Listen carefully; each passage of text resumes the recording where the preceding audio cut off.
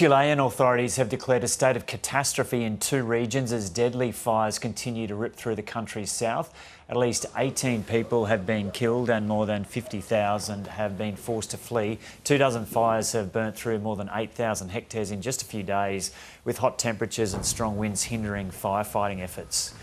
And Alexander Villegas is a senior correspondent with Reuters in Chile. He's just arrived in Concepcion, one of the affected cities, and he joins us now.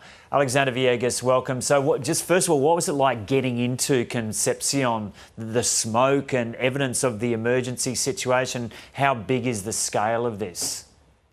Yeah, it's quite big. Probably like an hour leading up into the city, there's already, gray skies. There's ash falling from the sky. Coming into the city the last 15 minutes, there was visible fires on the side of the highways, and there was lots of trucks racing and, traffic, having to move out of the way for these firefighters to come in and continue fighting these fires. So it's still very much ongoing, and the authorities have yet to kind of get things under control. And so what's the latest on the number of people who have died and the homes destroyed? Yeah, it's gone up to 19. President Boric said that it's likely higher than that.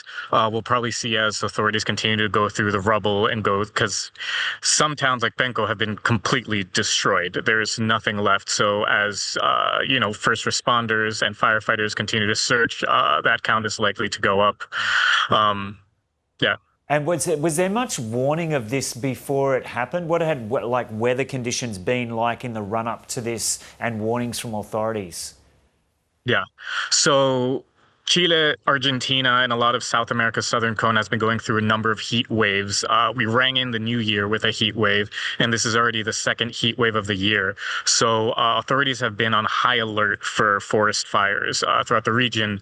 The Patagonia in Argentina just finished extinguishing 12,000 hectare fire. So this is something that's been kind of expected for a while, and a lot of people were able to evacuate, or else the death toll would have been significantly higher. Yeah, in Australia, we've had terrible fires recently and the temperatures were up above 40 degrees and the winds were getting to 100 kilometres an hour. Have they been kind of similar conditions that you've had there?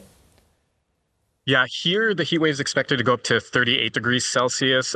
Winds aren't expected to go up to 100, but it is a very windswept region. And that's kind of what's been hindering authorities, the fact that these fires are very fast moving. And this, like you said, this ongoing hot, high temperatures has just made everything so combustible. And yeah, so the conditions are quite similar, I think, throughout maybe even the southern hemisphere.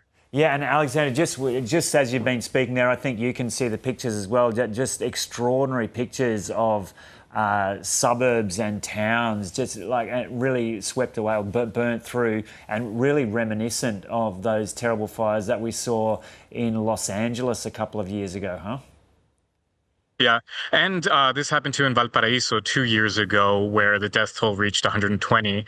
And I've spoken to some climate scientists that talk about not just global warming and these high temperatures, but also communities that extend into, forested areas. And they also, too, are combustible, which is making these kind of very deadly fires we're seeing kind of worse in these last few years. Okay, we'll leave it there. Alexander Villegas from Reuters, thanks so much for talking to us from Concepcion. Yeah, thank you.